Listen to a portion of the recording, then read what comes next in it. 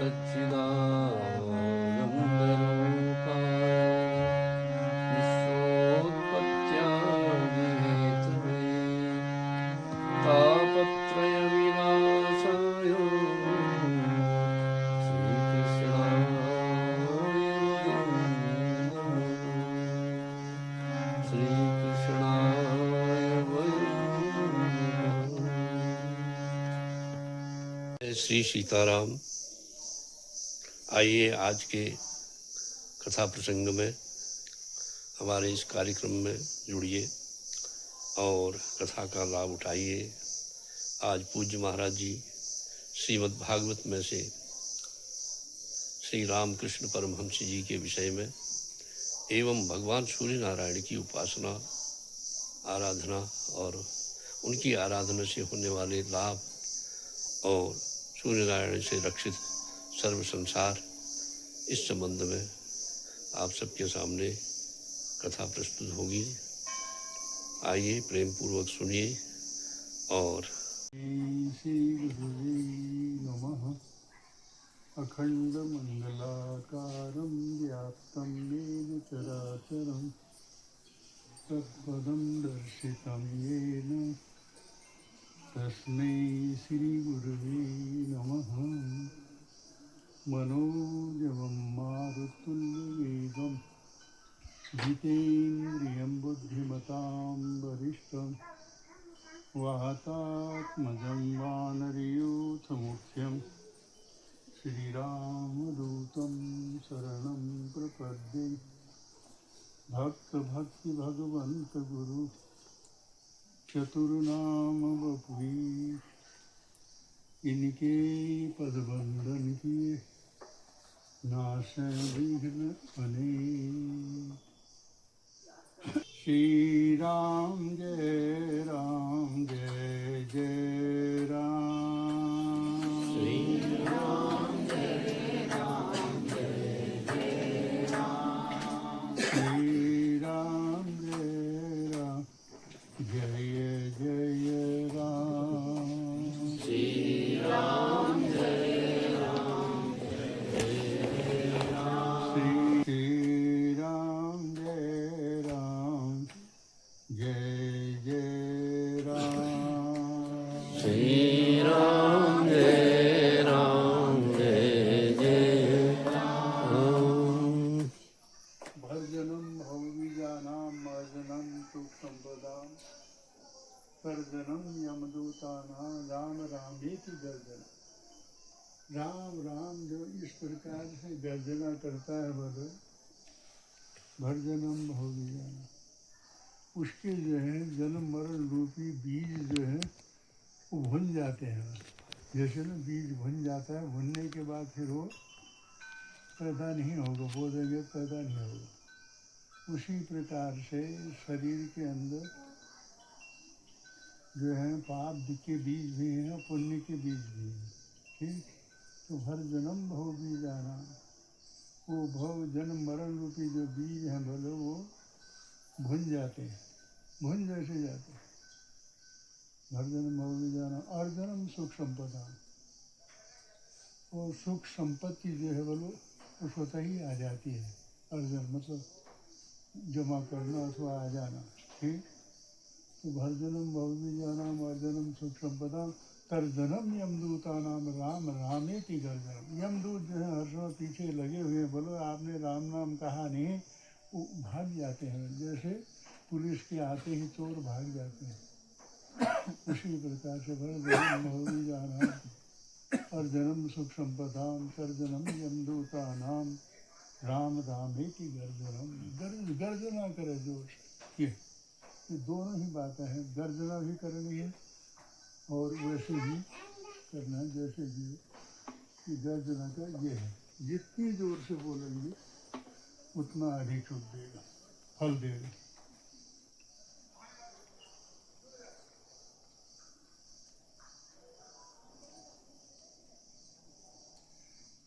श्री कन्या की शोक से हिम की सताई पद्मिनी के समान दशा हो गई। शून्य वन में यूथ से भ्रष्ट मृगी के समान, जैसे मृगों का झुंड चलता है, उससे अलग हो जाए तो हालत उसकी खराब हो जाए। मतलब डरती है कहाँ से क्या हो जाए, वैसे वो अडर निडर रहते हैं। मृग के समान आंसुओं से शरीर को भिजोती, हृदय कमल को दग्ध करती, निश्वास लेने से दीन हुई मंत्र से रुद्ध सर्पणी के समान स्थित थी। और वह कृशोदरी दुख का पार न जाकर विचार करने लगी, दुखी ही रहेगी। भविष्य के बल से प्रेषित भगवान वह परम को कोपन स्वभाव तृप्त ऋषि अर्थात दुर्वासा स्वेच्छा से ही वहाँ आए। स्वेच्छा ऐसे घूमते घूमते वहाँ आ गए। उनके देखने मात्र से ही इंद्र को भी अधिक ताप होता था। मतलब ये दुर्वासा जी को यदि देख लें तो इंद्र को भी ताप होता है, पता नहीं अब क्या करेंगे। ऐसे ऋषि वहाँ पर आ गए। जटा कलाप से साक्षात शंकर के समान। जटा है उनकी महान थी, बिल्कुल वो। हे राजेंद्र, जो कि तुम्हारी माता ने बड़ी प्रीति से बालपन में इस दुर्वासा को प्रसन्न किया था, इस कारण उन्होंने प्रसन्न हो इसको देवताओं को बुलाने की विद्या प्रदान की थी। हे राजन, जिन्होंने राजाओं से पूजित पाद वाले मुझको भी अत्यंत पीड़ित किया कि ऐसा कोई न करेगा, और हमको और रुक्मणी को, इनको भगवान को भी इन्होंने वो कर दिया। ऐसे दुर्वासा जी बड़ी खतरनाक। सुकुमार रथ में लगाया जल की इच्छा करने पर भी उस बालक को जल में देकर पीड़ित किया। महाक्रोध से व्याप्त शरीर साक्षात रुद्र के अंश से उत्पन्न शंभु दूसरे काल रुद्र के समान ही दूसरा शरीर धारे। काल ही मानो दूसरा शरीर धारण किया है।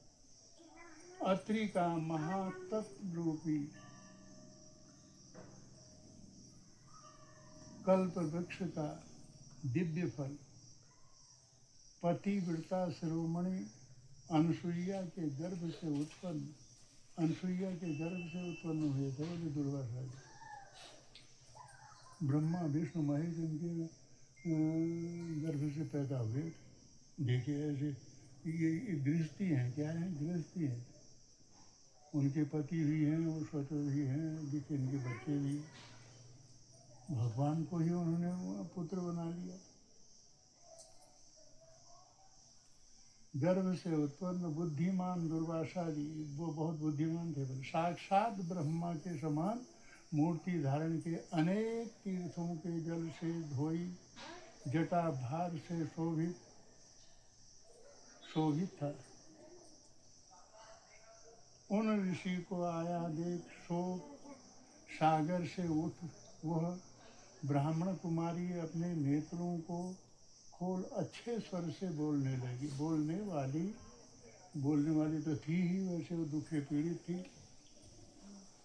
अद्भुत कर्म को करने वाले अद्भुत कर्मा मुनि के चरणों को सिर से प्रणाम करती हुई नमस्कार कर ऐसे उनको अपने आश्रम में दिवा लाई, जैसे वाल्मीकि जानकी जी को लाए। उन तपस्विनी सुमुखी ने ऋषिराज की बन के छोटे बड़े अच्छे फल पुष्पादि यथेष्ट पूजा की। बन के पुष्पों से इत्यादि बन के ही फलों से उनकी पूजा की। वो जो दुखी थी, हाँ, पूजा की। सत्कार से निवृत्त हो सुख से बैठे हुए ऋषि उपासना करने लगे और वह सुनेत्रा उनका स्वागत कर इस प्रकार पूछने लगी, हे अत्रि गोत्रोत्पन्न भगवान, आप भले आए। हे भगवान, आपके चरण कमलों की देव समूह वंदना करते हैं। आपके चरणों की वाले देव के समूह सब देवता की वंदना करते हैं। ऐसे आप आए, तुम कदम के रज के समान शोभित होते जटा भार से विराजित हो, सुरासुरों से वंदनीय, देवता असुरों से वंदनीय है। ब्रह्म चिंतन में तत्पर, इस ब्रह्म हर समय ब्रह्म चिंतन में तत्पर हैं, उसको भूलते नहीं हैं। जिनके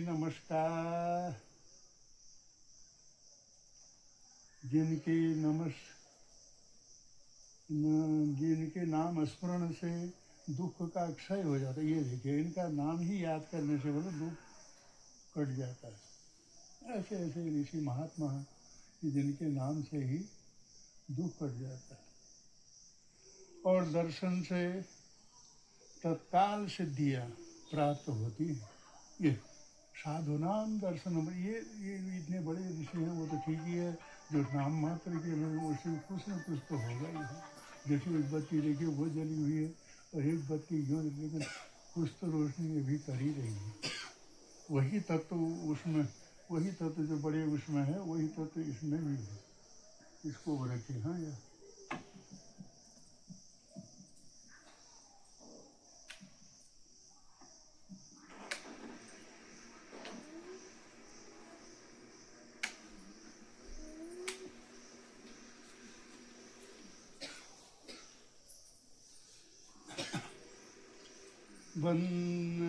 ब्रह्म चिंतन में तत्पर, जिनके नाम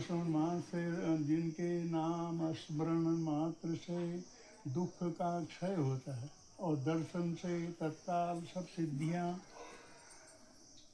सिद्धियां प्राप्त होती हैं। दर्शन हुआ नहीं, सारी मतलब जो भी काम आते सब पूरे हो जाते हैं।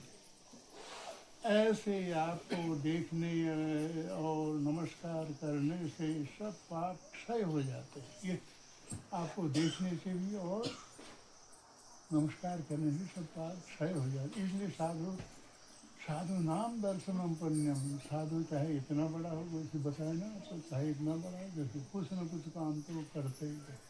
इसलिए लिखा हुआ है कि यदि साधु को परिचय नहीं है तो मन ही मन प्रणाम कर दे, फिर भी वो हो जाएगा। क्योंकि अपरिचित पता नहीं कौन कैसा है। हे ऋषि शार्दुल, ऋषियों में शेर, और शेर से भी बड़ा वो होता है शार्दुल। एक दिन हमने शार्दुल की वो फोटो देखी, हमने कहा यार ये कौन सा जानवर है। शार्दुल को बहुत लोगों ने देखा ही नहीं होगा। हमने खाली उसकी पत्थर की बनी मूर्ति देखी थी। तो उसने पूछा, उसने बताया कि ये शेर से भी ऊपर है, ये शेर के भी ऊपर रहता है, शेर को भी खा जाए। वो शार्दुल, मुनि शार्दुल कह रहे हैं।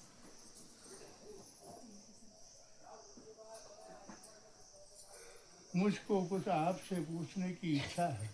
अब उसने कहा, हम आपसे कुछ पूछना चाहते हैं। हे भगवान, आपका इधर आना किसी तीर्थ के मिस से हुआ है। आप किसी तीर्थ यात्रा से, किसी तीर्थ के बहाने यहाँ पहुँचे हैं। बोल, वो जो कन्या बोल रही है, वाह हे भगवान, मुझ अभागिनी के भाग्य लेस से यह वार्ता प्राप्त हुई है। भाग्य का थोड़ा सा लेस मतलब यूँ खाली लग गया, इतना पुण्य उसके पास है। बल इस उससे वो आ गए हैं।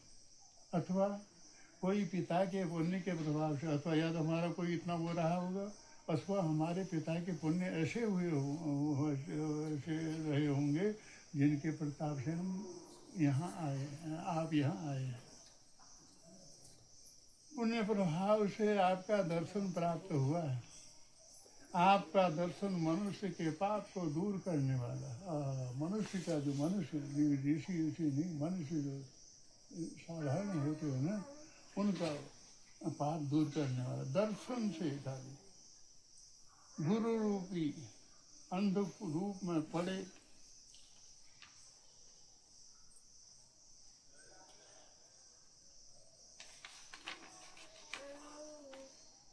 अपने पाप से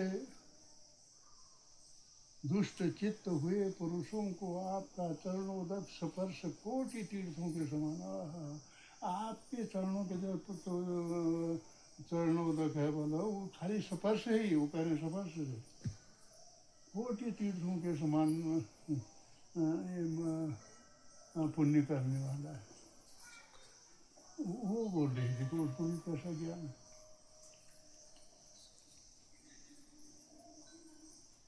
इसलिए हमने देखा वहाँ जब वहाँ संतों के यहाँ जब सब चाहे साधु देश में कोई भी हो, उसको उनको भोजन कराते हैं तो उसके बाद उनका चरणोदक लेते हैं, चरणोदक देते हैं, फिर पान करते, तो उसके महत्व को वो जानते हैं और फिर उनके पत्तन से वो लेते हैं, भोजन लेते हैं झूठा।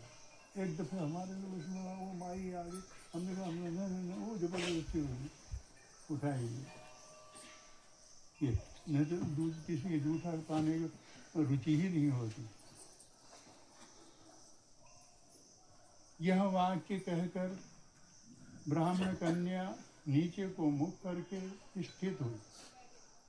तब शिव के अंश, शिव के ही अंश हैं, बोले शिव ही है साक्षात।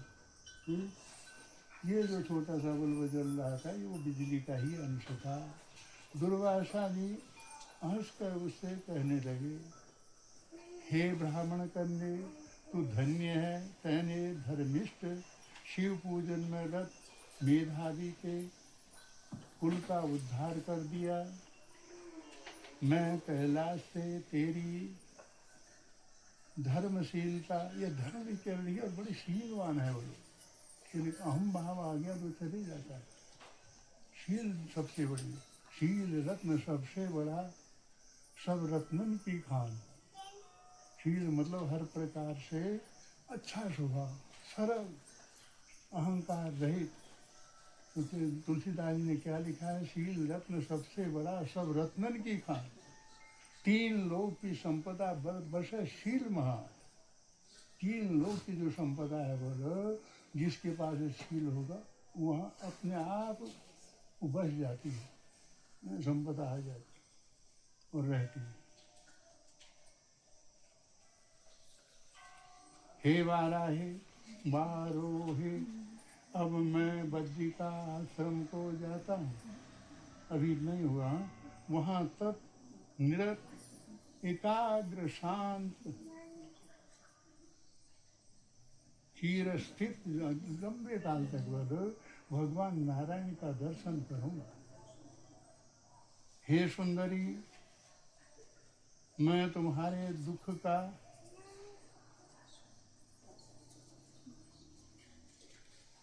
कारण देखने की इच्छा करता हूँ।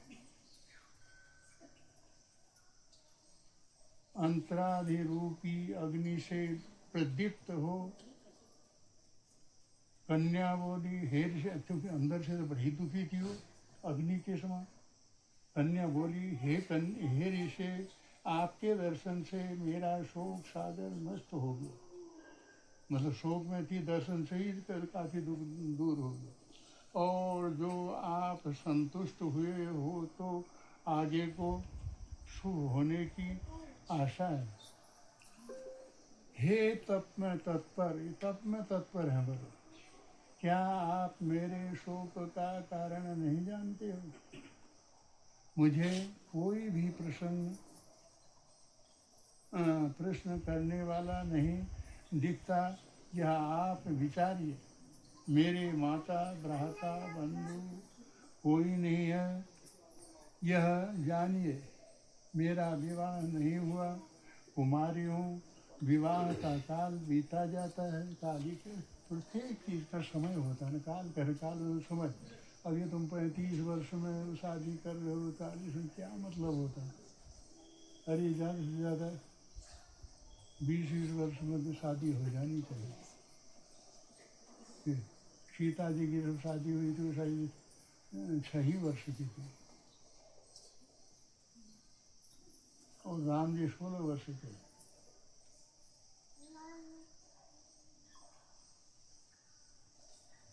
समय बीता जाता है। जब आप 20 वर्ष के होंगे, जब 35 के हो जाएंगे तो आपका बेटा जो है 15 वर्ष का हो जाएगा। तो 15 वर्ष का हो जाएगा तो आप जब तक 40-50 के होंगे तब तक वो नौकर हो जाएगा, सब ठीक हो जाएगा। पुराने ज़माने के हिसाब से होगा तो सर्वस ठीक हो गया। नए ज़माने में पूछो नहीं, शादी हुई नहीं तो दूसरे कमरे में चलिए, क्योंकि सब दहेज मिला ही है। दिल्ली इत्यादि में हम देखते हैं दहेज सब मिला ही है, सब कुछ मिला ही है। दूसरा कमरा नौकरी लगी हुई है। माता पिता से सास ससुर से कोई लेना देना नहीं। बताइए, ऐसा क्यों समय आ गया? विवाह का काल बीता गया, विवाह का समय बीता जाता है। जिधर देखती हूँ वहीं दिशा मुझे शून्य विदित होती है, क्योंकि कोई है ही नहीं आगे की। दिशा शून्य दिखती है, शून्य विदित होती है, ऐसा देख रहे हैं। हे भगवान, कोई भी ऐसा उपाय है जिससे मेरा दुख नष्ट हो? आप ऐसा कीजिए जिससे मेरा कल्याण हो। हे शिवांश शंभु, वह करो जिससे शूद्रता प्राप्त हो मुझको। ये शूद्रता मतलब नीची भावनाएं न उत्पन्न हो जाए, वही शूद्रता है। आगे शूद्र में नीची भावना, नीचा ही सोचेगा। वो ब्राह्मण होगा तो ऊंची ऊंची ही भगवान का ही बात करेगा। आगे तो क्षेत्रीय होगा तो बिल्कुल लड़ाई की ही बात करेगा। तो अब किसमें कौन सा तत्व है वो देख के पता चलेगा। भले ही ब्राह्मण हो, यदि उसमें शूद्र तत्व है तो वो तो शूद्रता हो जाएगा। शूद्रता न हो, क्योंकि ये ब्राह्मण का अन्याय है ना। देखिए, शूद्रता प्राप्त न हो।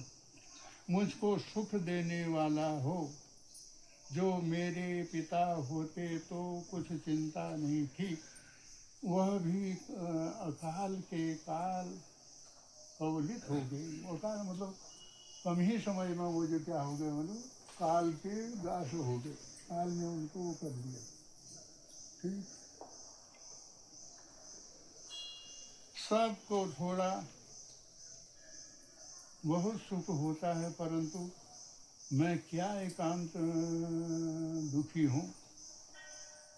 मैं क्यों एकांत दुखी हूँ? क्योंकि सबको कुछ न कुछ सुख होता ही। वह कोकिल कंठी बड़ा ही सुंदर बोलती थी। वह यह वचन सुनकर कुछ न बोली। यह वचन कहकर कुछ न बोली। ये बड़े प्रेम से ये पहले उसने बोला, फिर कुछ नहीं बोला।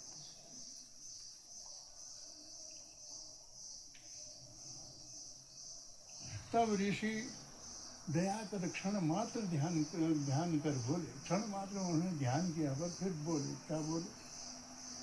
हे शुभ्रु, जिस मास में तीर्थ में स्नान करने से मनुष्य ब्रह्म हत्या से छूट जाता है, इस महीने वाले यदि उस किसी ने ब्रह्म हत्या अथवा ब्रह्म हत्या के समान पाप किया हो तो वह छूट जाता है।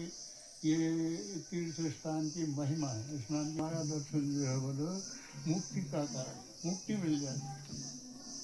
अद्भुत पुरुषोत्तम, ये अद्भुत है। और ये महीना पुरुषोत्तम मास होगा, जिस मास में तीर्थ में स्नान करने से मनुष्य ब्रह्म हत्या से छूट जाता है। स्नान से भी बड़ा पुण्य होता है। इसमें स्नान से भी बड़ा पुण्य होता है।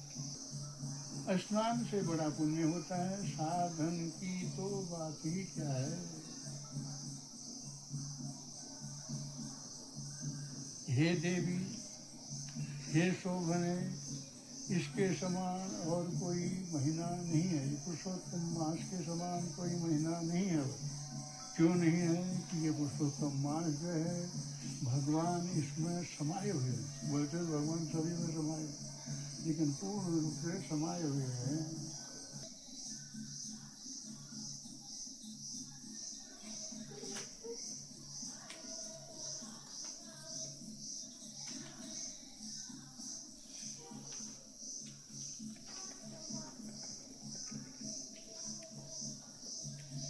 श्रीमान गणेश जी क्या दुखहारी नहीं है? अच्छे गणेश जी जो है ये साक्षात भगवान के अवतार, भगवान के अवतार, सबके दुखों को दूर करने वाले, सबका कार्य सिद्ध करने के लिए भगवान विष्णु ने एक गणेश का अवतार ले लिया। हे भूदेव, भूदेव मतलब पृथ्वी के देवता, ब्राह्मण जो है बोले पृथ्वी के देवता। बंदों प्रथम महिषुर तरना, तुलसीदास जी कह रहे हैं, क्या करें? बंदों प्रथम महिषुर तरना, मोह जनित संशय सब हरना। कि ब्राह्मण जो है बोले पृथ्वी के देवता हैं, इनका सम्मान न भी करे तो अपमान तो भूल के भी न करे। ये क्या लिखा है? लिखते हैं तुलसीदास जी, मात पिता गुरु प्रभु के वाणी, बिन्ही विचार करी सुरजानी, उचित की अनुचित किए विचारू, धर्म जाए सिर पातक भार। इसलिए भगवान ने कहा तस्मात् सर्वेषु कालेषु माम स्मरण युद्ध करो। हे अर्जुन, तुम हर समय मेरा स्मरण करो और युद्ध करो। वही वहाँ तो उन्होंने वो वाला युद्ध करना था। तो हम लोग तो क्या ऐसे युद्ध करते रहे, लाठी चले, ऐसे नहीं। आपको जो ड्यूटी मिली है उसको युद्ध स्तर से करते रहो और भगवान को पहले याद करते रहो। यही उसका अर्थ है। तस्मात् सर्वेषु कालेषु माम स्मरन्तु युद्ध करो। हम करें क्या? यही करो बोलते। तुलसियावर रामचंद्र भगवान की थोड़ी सी बंशी विभूषित करा, नवनीत पीताम्बरा, धरोस्तात् पूर्णेन्दु सुंदर मुखादर विंदनेत्रम, कृष्णात् परम किमपि तत्व हम न जाने। कृष्णात् परम तत्व हम न जाने। कृष्ण कृष्ण तो कहते हैं, कृष्ण का तत्व क्या है, कृष्ण की महिमा क्या है, इसको हम नहीं जानते। ये भक्त कह रहा है जिसने मतलब बनाया कि ग्रह त्यागी महात्मा को माया जिस प्रकार सताती है, कि एकांत में बैठकर ईश्वर की आराधना करूंगा। वे नेपाल में गंडकी नदी के किनारे आए, जहाँ से ये शालिग्राम पैदा होते हैं, वहाँ एकांत में बैठकर मैं ईश्वर की आराधना करूंगा। वे नेपाल में गंडकी नदी के किनारे आए, वहाँ वे आदित्य नारायण भगवान की आराधना करने लगे। आदित्य सूर्य नारायण की वो करने लगे। ईश्वर के सिवा अन्य किसी का भी संग भजन में विक्षेप करेगा कि एकमात्र ईश्वर से ही वो करेंगे। जिसे तप करना है वह अकेला ही तप करे। सदा यही सोचो कि मैं अकेला ही हूँ। ये अकेला जंगल में जाने की जरूरत है, ऐसे सोचते चलो।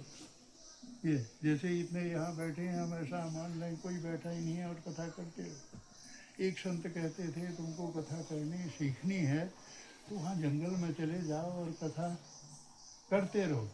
ऐसा मानो कि सारा ये बिल्कुल भरा पड़ा है श्रोताओं से। तो तुमको वो धीरे जो है, पहले बोलना बड़ा कठिन है, वो जो है तो धीरे धीरे शांत हो जाए। संत तो मार्ग बता देते हैं। सदा यही सोचो कि मैं अकेला नहीं हूँ, मेरे भगवान भी मेरे साथ हैं। ईश्वर के सिवा अन्य का संग रखोगे तो दुखी होगे। ये भगवान मेरे साथ है और कोई ऐसा भावना रहे। सिर्फ ऐसी भावना रखो कि जो कि सिया राम मैं जो भी है वही हुआ, भगवान मान के चलो। भरत जी अकेले ही तप करने गए। वे गंडकी का दूसरा नाम है शालिग्रामी। समस्त स्थावर जंगम की आत्मा सूर्य है। सूर्य नारायण सभी को प्रकाश देते हैं, किंतु वे बिजली की कंपनी की भांति बिल नोटिस नहीं भेजते हैं। एक दफे ऐसा हुआ था, आप लोग कोई उस समय पैदा हुए थे कि नहीं हुए थे, सन 62 की बात, अष्टग्रही हुई थी। ये अष्टग्रही किसी ने देखा? नहीं देखा। तो अष्टग्रही हुई थी, उसमें क्या हुआ, 8 दिन तक घाम ही नहीं निकला। अष्टग्रही बड़ा खतरनाक था वो योग। तो उस समय जहाँ देखो वहीं क्या नाम, कीर्तन भजन और ये सब कर रहे थे, छुट्टी भी नहीं मनाते। तो ये देखो सूर्य नारायण मेरे तो कैसी परिवार, ठंड के मारे हालत खराब। जिस दिन वे छुट्टी मनाएंगे जगत का प्रलय हो जाएगा। सूर्य परमात्मा का साकार स्वरूप है। सूर्य जो है, हम सूर्योदय के पहले ही निद्रा त्याग करते हैं। सूर्योदय के पूर्व ही स्नान आदि करके सूर्य नारायण को अर्घ दान करो। सूर्य चंद्र समुद्र ईश्वर की मर्यादा का उल्लंघन नहीं करते। हे मानव, परमात्मा की मर्यादा का पालन करने के लिए तुझे सुख समृद्धि दी गई है। मर्यादा के पालन करो और मर्यादा के अनुसार रहो। धन मिला है तो उसको मर्यादा के अनुसार खर्च करो, अथवा माता पिता के साथ मर्यादा, किस तरह से मर्यादा जो है ना, बहु ठीक। तुलसीदास जी क्या कह रहे हैं, तुलसी जाके मुक्त धोखे निक्षत राम, ताके पद की पद तरने मेरे तन की सा। मतलब हमको वह इतना प्रिय है जिसके मुख से धोखे से नाम निकला है कि हम अपने चमड़े की उसके लिए जूती बना सकते हैं। ये तुलसी जाके मुक्त धोखे निक्षत राम, ताकि पद की पद तरने मेरे तन की सा। देव जी का, सुखदेव जी वर्णन के, सुखदेव जी बताते हैं, और क्या बताते हैं, राजन भरत द्वारिकाधीश की मानसी सेवा करते थे, मन से सेवा करते थे, क्योंकि कुछ है ही नहीं इतने जंगल में, कहाँ से क्या लाए। प्रत्यक्ष सेवा तो बहुत की थी, अतः अब मानसी सेवा करने लगे। मानसी सेवा सरल नहीं है। अधिकतर पाप शरीर के नहीं, मन से ही होते हैं। अधिकतर पाप मन से होते हैं। अतः मानसी ध्यान, मानसी सेवा श्रेष्ठ है। ईश्वर में मन से तन्मय होना ही मानसी सेवा है। ईश्वर और भगवान, इसका मतलब अभ्यास करना है। बगैर जाने भी समझे ही आप शुभ काम को करते रहिए। जैसे अच्छा भोजन है तो क्या होगा इससे, कोई वो जैसे दवा है ना, दवा से क्या होगा ये कोई लेकिन बताने वाला होना चाहिए। अपने मन से दवा मत ले, दवा ये जो कोई कह दे, इसीलिए गुरु जो कहें उसी के अनुसार चलना। हरि शरणम हरि शरणम हरि शरणम हरि शरणम हरि शरणम हरि शरणम हरि शरणम हरि शरणम हरि शरणम हरि शरणम हरि शरणम हरि शरणम हरि शरणम हरि शरणम हरि शरणम हरि शरणम। ब्रह्मा रसो विष्णु। आज दिव्य विशाल भंडारा हमारे आश्रम से जुड़े हुए एवं रामचरितमानस में निरंतर आ रहे, अपना योगदान दे रहे माताओं का, उनकी अपनी श्रद्धा से इस अधिमास के रूप में भी सबके लिए ब्राह्मण भोजन और सभी भक्तों के लिए भंडारा करने का उनका अपना विचार बना है और महाराज जी की अनुमति से आज उन्होंने भंडारे का कार्यक्रम रखा है। आप सब आइए, निरंतर भंडारे चल रहे हैं और रामचरितमानस पाठ का लाभ उठाइए। ये बहुत बड़े पुण्य का अवसर है जो पूज्य महाराज जी ने यह सब क्षेत्रवासियों के लिए, सभी लोगों के लिए यह अवसर प्रदान किया है। तो इसका लाभ हम सबको, आप सबको अवश्य लेना चाहिए। बने रहिए हमारे इस कार्यक्रम में, इस चैनल में, और अधिक से अधिक भक्तों को जानकारी दीजिए। हमारे इस चैनल को लाइक और शेयर अवश्य करें। तो आप सबको कैसा लगा यह भी अवश्य लिखिएगा। और आइए, प्रेम पूर्वक कथा सुनिए, रामायण पढ़िए और भंडारे का आनंद लीजिए। जय जय श्री सीताराम। श्री राम मंदिर रानीखेत गौशाला का दर्शन आपको कराते हैं। आइए।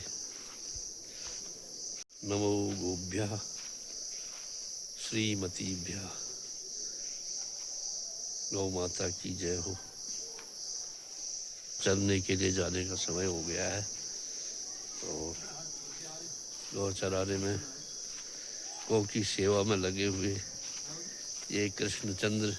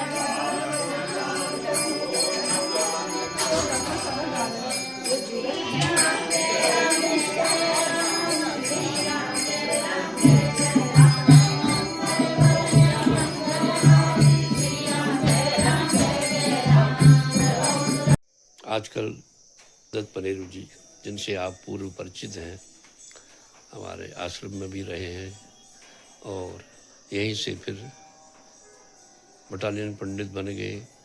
अपनी सेवा समाप्त करके और अवकाश प्राप्त करके अब अपने स्थान में, अपने घर में आ चुके हैं।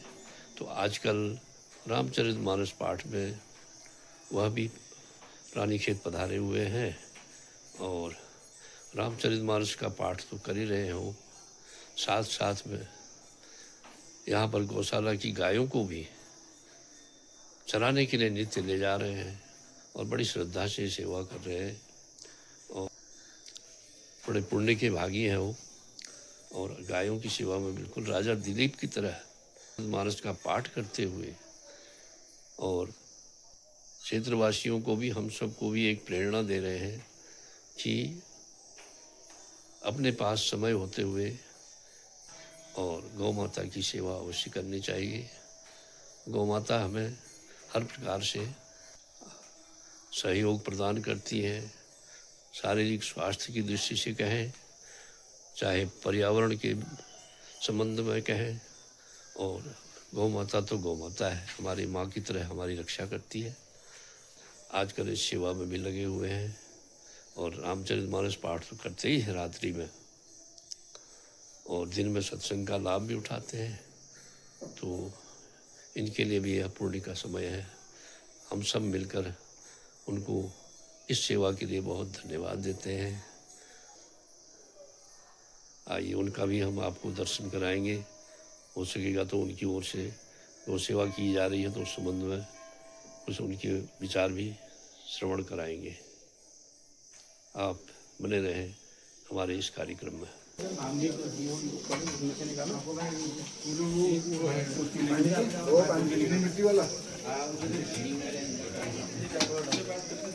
यही लेता हूँ, ये वाला